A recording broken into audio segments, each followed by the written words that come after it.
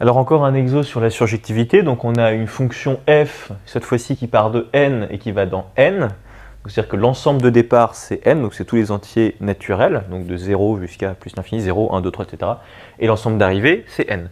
Et donc en gros, et ça associe à n, à un petit n, à un élément donc de grand n, ça associe 3n. Donc ça veut dire, c'est exactement, on avait vu ce même, on avait déjà rencontré cette fonction, vous savez, quand vous avez vous prenez votre ensemble n ici et l'ensemble n ici, et à 0 vous allez faire correspondre 3 fois 0, c'est-à-dire 0. À 1 vous allez faire correspondre 3, etc. À 2 vous allez faire correspondre 6, etc. C'est ça cette fonction. Okay, et il faut montrer qu'elle n'est pas surjective. Ah.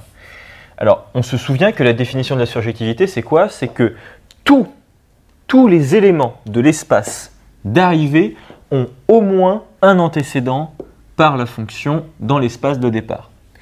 Il se trouve que l'espace d'arrivée, c'est n. Vous voyez, n ici. Et n, c'est quoi? C'est 0, 1, 2, 3, 4, etc. jusqu'à plus l'infini. Bien sûr, c'est un infini d'entier. Hein. Vous n'avez pas cet infini-là, il n'y a pas 0,5, il n'y a pas 10,5 ou quoi. C'est que tous les entiers. Bon, alors cette écriture est totalement fausse. Hein. On va juste, c'est-à-dire que le plus infini n'a pas du tout sa place ici. On va juste écrire ça comme ça. Ok. Le truc, c'est que vous savez que alors, votre ensemble de départ, c'est n, votre ensemble d'arrivée, c'est aussi n. Et vous êtes d'accord que, alors si mon espace de départ, je le prends ici, c'est exactement le même. 0, 1, 2, 3, 4. Je vais juste écrire 5. Voilà, 3 petits points ici. Et en fait, c'est ici que ça va être important. Je vais le continuer à 5, 6, 7, 8, 9, et on va mettre 3 petits points ici. Alors vous voyez que, on a dit la fonction, qu'est-ce qu'elle fait? Ça, c'est les éléments de départ, et ça va envoyer ces éléments dans l'ensemble d'arrivée. Mais, vous allez voir, regardez, lui, 3 fois 0, 0 c'est le point de départ, je l'associe du coup à 0, puisque ça va être égal à 3 fois 0.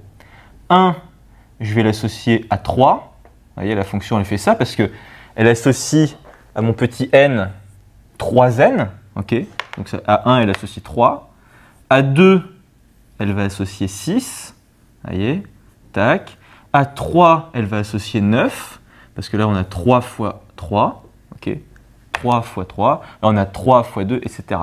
Donc, on voit que, sur quoi est-ce qu'on tombe? On tombe en réalité sur tous les multiples de 3, ce qui est parfaitement logique. Vous voyez, vous prenez, en fait, là, c'est 0 fois 1, 0 fois 3, 1 fois 3, 2 fois 3, 3 fois 3, etc., etc. Après, vous aurez 12, machin.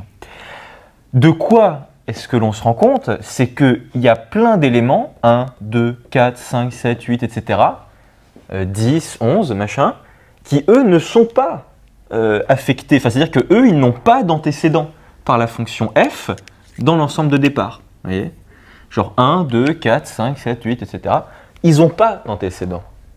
Or, la définition d'une fonction surjective, c'est quoi? Eh bien, il faut, si f était surjective, eh ben, on aurait tous les éléments de l'espace d'arrivée qui ont au moins un antécédent par f dans l'espace de départ. Ça n'est pas le cas. Et là, il vous suffit d'un seul contre-exemple.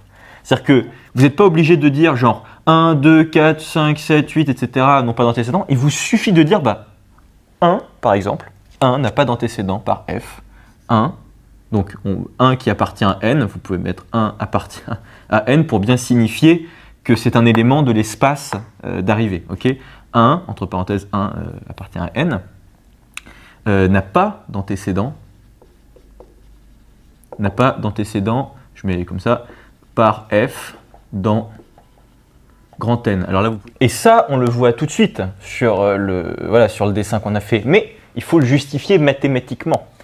Et bien, le truc, c'est que il n'existe pas, en effet, on va mettre un point-virgule, en effet, ok, en effet, alors on pourrait mettre ça, c'est pour il n'existe pas, mais bon, on va pas mettre ça. Il n'existe pas d'entier n qui appartient à n tel que 3n est égal à 1. Bah ouais. Alors là, en fait, pourquoi est-ce qu'on écrit, pourquoi est-ce que j'ai écrit ça?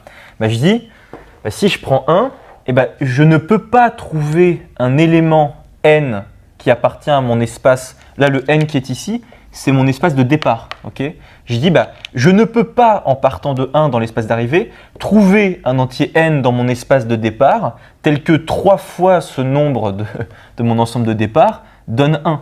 Bah ouais, genre, ça n'existe pas.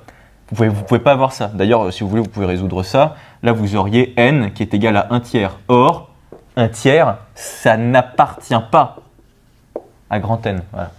C'est ça le truc, c'est que vous ne pouvez pas trouver de... Il n'existe pas d'entier n qui appartient à grand N tel que 3n est égal à 1. Donc, f n'est pas surjective.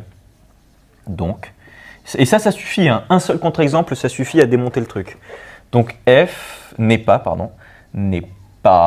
sur... Et je vais juste mettre ça, n'est pas surjective.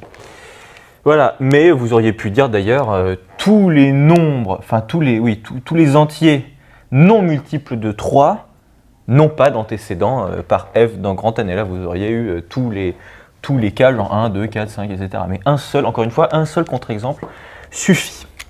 Voilà pour cet exo.